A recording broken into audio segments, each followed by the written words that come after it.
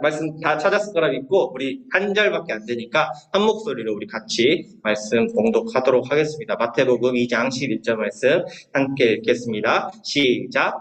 집으로 들어가 보니 아기가 그 어머니 마리아와 함께 있었습니다. 그들은 엎드려 아기에게 경배하고 보물함을 열어 황금과 유향과 몰약을 예물로 드렸습니다. 아멘. 네. 오늘은 만남과 화해, 누리고 나누고 이루고 제목 가지고 함께 말씀 나누도록 하겠습니다. 네, 드디어 대림절 마지막 네 번째 주여서 이게 이번 주가 후 가면 토요일에 우리가 성탄절을 맞이하게 되죠. 그래서 우리 친구들의 다시 한 번 더 기억을 우리 해봅시다. 첫 번째 초의 의미가 뭐였죠? 오, 좋아요. 그렇죠. 기다림과 소망이었죠. 두 번째부터 어려웠어요. 오, 맞아. 회개와 평화. 오, 맞아요. 오. 세 번째 몰라요? 세 번째 이게 저번 주 기억나요? 증상인데? 몰라요. 저번 주 예배 안 들었구나. 네. 그럴 수 있죠. 자, 세 번째는 바로 사랑과 나눔이었죠. 사랑과 나눔. 그래서 이제 마지막으로 네 번째 초의 의미는 그렇죠. 제목에 나왔던 만남과 화해라는 의미입니다. 그래서 우리가 예배를 통해서 마지막 초의 의미까지 대림절의 의미를 알아가는 시간 되었으면 좋겠습니다. 그렇다면 우리 만난다는 것, 만남이라는 무슨 의미일까요? 어떤 걸 만난다고 하죠? 소개팅. 뭐 소개팅 왜 알지? 아니. 해봤어 소개팅? 아니요. 아니. 전 소개팅이야. 아니야. 내가 알아서 할 거야. 자, 없어요. 만남이라는 것은 누군가 이거 네이버 사전에 보면 누군가 가거나 와서 둘이 서로 마주 본다는 것, 또는 어떤 사실이나 사물을 눈앞에 대한다는 것, 선이나 길, 강, 따위가 서로 마주치는 것. 그러니까 결국 어떤 A랑 B가 있으면 A와 B가 이렇게 마주치는 것, 그런 의미거든요. 그러면 우리 한번 쉽게 생각해 봅시다. 이렇게 수많은 사람들이 있는데 길 가다가 이렇게 스터시라는 것을 만났다고 할까요? 만났다고 해요? 아니죠. 이런 거 만났다고 하지 않습니다. 그렇다면 만난다는 것은 어떤 의미가 있을까요?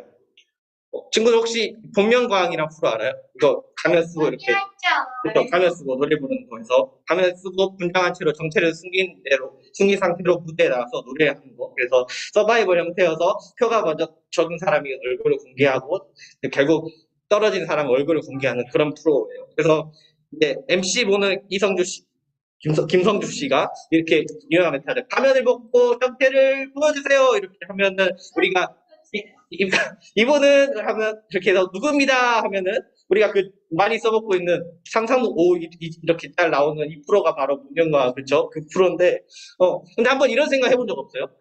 노래를 어차피 정체도 안 알려주고 노래 듣는 건데 굳이 이렇게 무대 나와서 이렇게 해서 고생할 필요 없이 그냥 어디 앉아가지고 그냥 소리만 듣도록 하면 되는 거 아닌가? 왜 굳이 이렇게 가면까지 쓰고 이렇게 누군지도 모르는데 굳이 무대에 나와가지고 힘들게 그렇게 왜 굳이 그렇게 한다는 생각을 꼭 해본 적 없어요?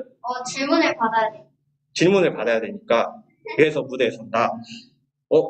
보통 이것도 본명강이 아니라 할지라도 가수들이 보통 무대에 나가서 노래를 불러. 원래 이거 시연이가 좋아하는 샤이니 태민이어가지고 시연이 보여주려고 일부러 이 사진 원래는 방탄소년단을 거였는데 아무튼 이렇게 굳이 본명강이 아니라 할지라도 가수들이 무대에 나와서 서서 노래를 불러요. 어차피 우리가 노래는 귀로 듣잖아요. 그래서 그럴 거면 굳이 이렇게 무대에 나와서 할 필요 없이 노래 그냥 부르면 되는데 안 나오고 아니면 녹음된 거 듣고 나오면 되는데 왜 가수들이 굳이 무대에 나와서 이렇게 힘들게 서 있는 것도 다리 아플 텐데 이렇게 서서 이렇게 또 사람들 많으면 떨리고 그러는데 왜 굳이 이렇게 무대에 나와서 노래를 부를까요? 그래야지 뭔가 더 잘 느껴지니까. 그거 맞아요. 우리는 대화를 할 때 단순히 그냥 소리만 듣지 않아요. 소리만 듣는 것이 아니라 우리는 대화할 때 필요한 요소는 입과 귀가 아니라 모든 얼굴과 몸짓 표정에 다 들어요. 우리의 표정에는 한순간에 이렇게 우리가 정확히 기계처럼 분석을 하지 못하지만 대화를 하면서 표정에 엄청나게 많은 것들이 들어가게 돼 있어요. 단순히 우리가 소리만 들어서는 이 사람이 이 말을 할 때 무슨 의도, 이런 의미인가? 이런 걸 쉽게 파악할 수 없다는 거죠. 말할 때 이 사람이 짓는 표정, 몸짓, 손짓, 제스처, 이런 모든 것들을 파악하면서, 아, 이 사람이 말하는 게 이러한 의미가 있는 거구나. 단순히 이 글자 그대로의 의미가 아니라 이런 의미까지 내포하고 있는 거구나라는 것을 우리는 대화를 할 때 알게 돼요. 단순히 소리만 들어서는 정확히 그 사람의 의도를 파악할 수가 없어요. 하지만 그렇기 때문에 우리가 만나서 얼굴을 마주하고 대화하게 될 때, 누군가의 단순히 소리만 듣는 것이 아니라 이렇게 마주 보면서 이야기하게 될 때 이 사람의 의미를 알게 되면서 진짜로 의사소통을 하게 되는 거죠.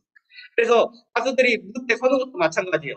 이렇게 사람이 많은 상황에서 무대에 서는 것도 노래만 그냥 들을 거라면은 집에서 편히 침대에 따뜻하게 이불 덮고 요즘같이 추울 때 이렇게 보일러 틀어놓고 전기장판 틀어놓고 히터 틀어놓고 따뜻하게 침대 이불 속에 들어가가지고 그냥 노래 틀어 스피커나 이어폰 꽂고 노래 들으면 되죠. 노래 들을 거면. 하지만 그것을 넘어서 가수가 이 무대에서 하는 표정과 몸짓, 말투 이런 것 하는 것 모든 걸 통해서 관객과 이렇게 소통을 하게 되면서 노래를 들을 때 그 노래는 더욱더 해가 된다는 거예요. 단순히 그냥 집에서 이어폰 꽂고 음악 듣는 것보다 훨씬 더 높은 효과가 나타난다는 거예요. 대화에서도 마찬가지고 노래를 해서 마찬가지고 가수는 노래를 통해서 관객들과 의사소통을 하게 되는 거죠. 그래서 복면가왕도 정체를 밝히고 좀 더 표정을 보면서 아, 이 사람이었구나, 이 사람의 표정 없지 이런 걸 보면서 아, 이 사람의 더 노래를 듣고 그런 것들이 나타나게 되는 거예요. 그래서 만난다는 것, 누군가를 만나 이런 것은 그냥 아까처럼 길거리를 지나가다가 스쳐 지나가는 그것을 만남이라 하지 않아요. 만남은 한 사람과 또 다른 사람이 소통하는 것, 그때 만난다고 해요. 그래서 만남은 인격적이라는 표현을 해요. 인격적이라고 말하니까 무슨 의미지? 어렵다 이렇게 느낄 수 있지만 인격적이라는 의미는 서로가 의존을 하고 서로가 상호적인 관계를 맺는다. 일방향적이 아니라 쌍방향적으로. A가 B에게도 주고 B가 A에게도 주고 A가 B를 의지하고 B가 A를 의지하고 이게 바로 만남이고 인격적인 만남이라고 이야기해요. 그래서 진짜 만남이 되려면 그저 그냥 스쳐 지나가는 것에서 끝나지 않고 의존하고 상호적이고 쌍방향적인 관계가 이루어질 때 우리는 만남이 이루어졌다. 누군 A와 B가 만났다 이렇게 이야기를 해요. 그러기 위해서는 반드시 의사소통이 필요하겠죠. 표정도 보이고 몸짓, 손짓, 소리 모든 것 이런 게 다 필요할 거예요. 우리가 다시 말씀으로 돌아가 보도록 하겠습니다. 오늘 우리가 읽은 말씀은 성탄절만 되면 우리가 많이 듣는 동방 박사가 아기 예수님을 찾아가는 이야기예요. 이 땅을 구원할 평화의 왕이 메시아가 찾아왔다고 탄생한다는 소식을 듣고 동방 박사들이 이제 출발하는 거죠. 우리가 잘 알고 있는 것처럼 아까 우리가 불렀던 저기저별이 태어난 가사처럼 표를 보고 따라가면서 황금과 몰약과 유황을 챙겨서 평화의 왕 메시아를 만나기 위해서 찾아갔어요. 이 사진에 나온 것처럼 그 당시에 뭐 비행기가 있겠어요, 기차가 있겠어요, 뭐 타고 있겠어요, 아니면 뭐 고속도로처럼 아스팔트에 길이 쭉 뚫려 있겠어요. 그런 게 없었기 때문에 이 동방 박사들이 아기 예수님을 찾아가기 위해서는 멀고 먼 길을 걸어서 혹은 사진표로 낙타 타거나 뭐 말을 타거나 그런 방법으로 찾아갔어요. 그렇게 긴 시간 동안 힘들게 자기가 살던 나라가 아니라 떠나가지고 드디어 평화의 왕이 메시아를 마주하게 된 상황이 온 거예요. 이제 문 앞에 두고 이 문만 넘어서면은 이제 아기 예수님이 있어야 되는 거죠. 메시아를 찾아서. 근데 동방 박사들은 정확히 누군지 몰랐으니까 메시아라고만 들었으니까 근데 이렇게 찾아갔어요. 이제 긴장되고 떨렸겠죠. 성경에서는 자세히 묘사가 돼 있진 않지만 아마 생각해 보면 이제 목표를 했을 거 아니에요. 누구세요? 하면 저희 평화의 왕 메시아를 찾으러 온 동방 박사들입니다. 이렇게 하면 그렇군요. 잠시만요. 이렇게 하면서 문을 열어주면 이제 평화의 메시아를 만나게 되는 거죠. 동방 박사들이. 아마 설레는 막 얼마나 그 긴 시간 동안 힘들게 왔는데 얼마나 설레겠어요. 드디어 만난다. 아, 내가 이 긴 시간 동안 드디어 만나게 되었다. 그래서 이제 복면가왕에서 정치할 때처럼 메시아는 정체를 공개해 주세요. 이렇게 했을 거 아니에요? 바로 이 사람이 바로 메시아입니다. 이렇게 했는데 갑자기 메시아입니다. 근데 이런 사람이 날려서 갑자기 이런 사람 이런 딱 메시아입니다 이렇게 했는데 누르고 있는 거죠. 이게 넷플릭스 이게 친구들이 나이 때문에 볼 수 없겠지만 엄청 큰 이런 괴물의 모습이거든요. 딱 메시아다 이렇게 봤는데 갑자기 나보다 이렇게 엄청나게 큰 괴물의 모습이 이렇게 있는 거예요. 그럼 봤을 때 도망갔을 때 어떻게 했어요? 그치. 왕 정도면은 그치 이렇게 어마어마하게 크고 좀 무섭게 생기고 그래야지 왕이라고 할 수 있지 라고 생각했겠어요? 아니죠. 바로 당황하고 무서워가지고 바로 그냥 큰일 났다. 눈 마주치지 마. 눈 마주치면 죽어. 고개 숙여. 바로 아마 이랬을 거예요. 뭐 대화를 얘기해 볼 생각이 있어요. 그래도 만났으니까 한번 의사소통도 해볼까? 안녕하십니까? 저는 어디에서 온 땡땡땡입니다. 이렇게 얘기를 할 수 있었을까요? 저 모습을 보면? 아니요. 절대 못했을 거예요. 그냥 엎드려가지고 무서워가지고 계속 그냥 눈치만 보고 있는 상황이었을 거예요. 만남을 이루고 싶어도 이룰 수가 없었어요. 그런데 우리가 말씀에서 읽었던 것처럼 그리고 우리 알고 있는 것처럼 우리를 구원하신 평화의 메시아는 이런 넷플릭스에 나오는 이런 괴물 같은 모습이 아니라 인간의 몸에서 태어난 아기의 모습이었어요. 그렇다면 하나님께서 우리를 구원할 메시아를 그런 괴물과 같이 아무리 괴물같이 생겼다 할지라도 뭔가 엄청 무섭고 크고 강해 보이는 모습이 아니라 이 아기의 모습으로 하나님께서 보내셨다는 것은 무슨 의미가 있을까요? 이것은 바로 하나님께서 인간인 우리와 만남을 이루시겠다라는 의미를 갖고 있는 거예요. 아기는 친구들이 아기를 봐본 적이 있을지 모르겠지만 갓난 아기 때부터 아기는 끊임없이 대화를 시도해요. 단지 그 대화의 방법이 말을 하지 못해서 울음일 뿐이지. 끊임없이 대화를 해. 나 배고프다. 나 똥 쌌다. 기저귀 갈아줘라. 나 이거 졸리다. 나 깼다. 누가 시끄럽게 했다. 그 표현을 말을 하지 못할 뿐 울음으로 계속해서 표현해요. 그리고 그 아기를 돌보고 있는 어른들은 그 아기가 무슨 의미인지 모르지만 그 울음을 토하는 대화를 받아들여요. 얘 배고파서 오는구나. 얘가 똥 쌌구나. 기저귀 갈아줘야겠다. 얘 지금 졸리구나. 이거 트름 시켜줘야 되구나. 이거 지금 놀아줘야 되구나. 이거를 끊임없이 대화를 해요. 아기는 대화를 계속 걸고 거기에 맞춰서 아기를 키우는 어른들 역시 반대로 대화를 하게 서로 의존을 하고 상호적인 만남을 이루게 돼요. 이는 하나님께서 우리를 구원할 평화의 왕 메시아를 아기의 모습으로 보내셨다는 것은 하나님께서도 동시에 우리와 만남을 이루시겠다. 우리와 인격적인 만남을 이루시겠다. 우리와 의존적이고 상호적인 관계가 되시겠다라는 것을 의미하는 거예요. 하나님께서 우리를 의지하신다고. 하나님께서 나와 상호적인 관계를 맺으시겠다. 옛날 사극을 보면 그리고 우리나라 사극이 아니어도 보면 왕, 황제 이런 국왕, 군주들 보면 대화를 할 때 무서워가지고 사람들이 이렇게 고개를 숙이고 있거나 아니면은 그 앞에 항상 이렇게 보는 천 같은 게 있어요. 왕의 얼굴을 함부로 볼 수 없다는 거죠. 심지어 이름도 못 부르겠어요. 그래서 왕이라고 하는 왕의 이름을 함부로 부르면 안 되니까. 그렇게 그리고 왕은 그리고 또 궁궐을 떠나지 않아요. 왕을 대신해서 다른 사람만 시키지 그 자리에.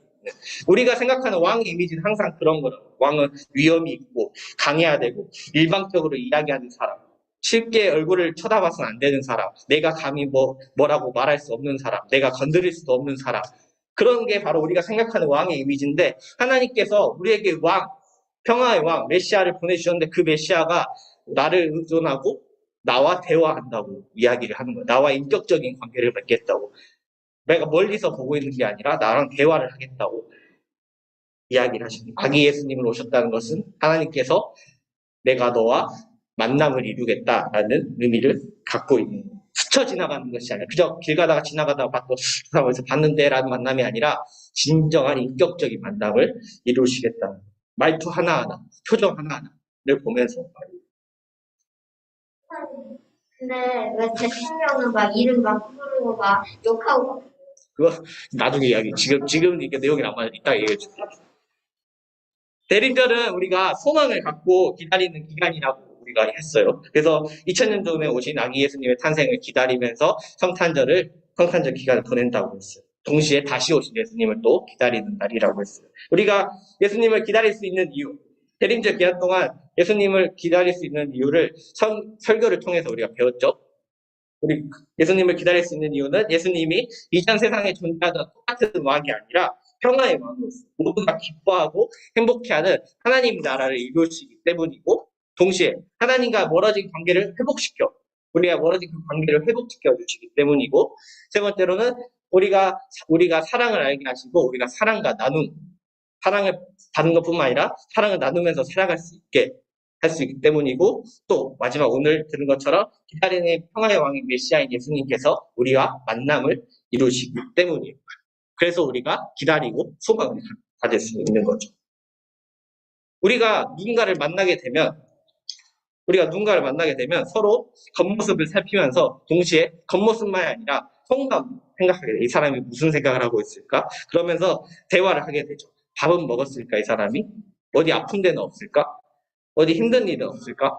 요즘에 무슨 고민을 하면서 살고 있을까? 우리 만나게 되면 이렇게 말로도 하고 아니면 속으로 생각을 하면서 만남을 갖게 돼요. 진정한 만나면 가볍게 대화를 하더라도 그렇게 서로에게 관심을 갖게 되는 거예요. 혹여나 싸웠다가 오랜만에 만나게 돼도 이렇게 이야기하게 되면서 화해를 하게 되는 게 바로 만남이 있을 때 우리는 화해를 하게 돼요. 만남은 우리가 화해를 이루는 수단이 되는 거예요. 예수님이 이 땅에 아기의 모습으로 오셨다는 것도 동시에 예수님께서 우리에게 실제로 중요하면 이렇게 되는 거예요. 얘가 밥은 먹었는지, 우리가 아픈 데는 없는지, 어떻게 힘든 일은 없었는지, 요즘에는 뭐가 고민인지, 뭐 때문에 그렇게 잘 웃지도 못하고 이렇게 표정이 굳어 있는지, 예수님께서 이렇게 인격적인 만남을 우리와 이루신다는 거예요. 그렇게 하나님과 멀어졌던 우리가 예수님과의 만남을 통해 그 멀어졌던 관계가 화해를 이루게 되고 만남으로 들어가게 된다는 거예요. 말씀을 마무리해보려고 합니다. 하나님은 예수님을 통해 우리에게 이루셨던 것처럼 우리도 다른 이들과 평화를 누리고 사랑을 나누고 화해를 이루고 다시 오실 예수님을 소망을 삼고 기다리기를 원하세요. 그래서 우리는 대림절 기간을 보내는 이 기간 동안 잊고 있었던 하지 못했던 것들을 기억하면서 우리가 다시 평화를 누리고 사랑을 나누고 화해를 이루면서 예수님을 소망 삼고 기다리는 대림절 기간을 보내게 되는 거예요. 그리고 우리에게는 그러한 능력이 있어요. 평화를 누릴 수 있는, 사랑을 나눌 수 있는, 다른 사람과 화해를 이룰 수 있는 능력이 우리에게 있어요. 이제 오늘 예배를 드리고 성탄절을 맞이하게 되면 이제 올해의 대림절은 끝나게 돼요. 이제 대림절이 아니라 다른 이름으로 우리가 나아갈 텐데 약 4주라는 기간 동안 우리가 대림절에 대해서 대림절 그 초가 있고 그 초는 무슨 의미인지를 알아가는 시간을 가졌었어요. 그 4주라는 기간 동안 우리 말씀 들었는데 우리 사랑하는 태학교회 초등부 친구들이 예수님을 만나서 평화를 누리고 그리고 사랑을 나누고 그리고 화해를 이루는 또한 그리고 나뿐만 아니라 가족, 친구, 선생님 등 주변에게도 그렇게 평화와 사랑과 화해를 나누고 누리고 이루는 자들이 되었으면 좋겠어요. 대림절 기간뿐만 아니라 대림절이 끝난다 할지라도 친구들이 살아갈 때 예수님을 기다리는 마음이 잊지 않고 그렇게 평화와 사랑과 화해를 기억하면서 살아가는 우리 친구들이 되었으면 좋겠습니다. 네, 기도하고 오늘 말씀 마무리하도록 하겠습니다. 기도하겠습니다. 사랑의 하나님, 오늘은 대림절 네 번째 주일로 하나님께 예배 드렸습니다. 하나님께서는 우리를 만나기 위해 예수님을 이 땅에 보내셨습니다. 그리고 예수님은 우리를 그냥 스쳐 지나가는 사랑으로 만남을 이루시는 게 아니라 인격적인 만남, 우리를 우존하시고 우리와 상호적으로 이루는 인격적인 만남을 우리와 함께 해주셨습니다.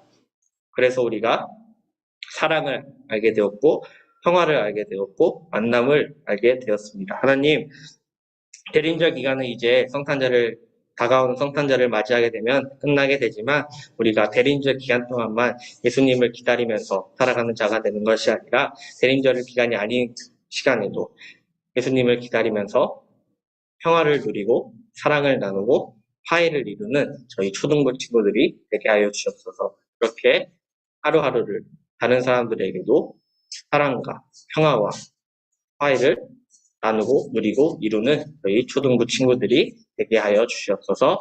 감사합니다. 주님, 예수님의 이름으로 기도합니다. 아멘.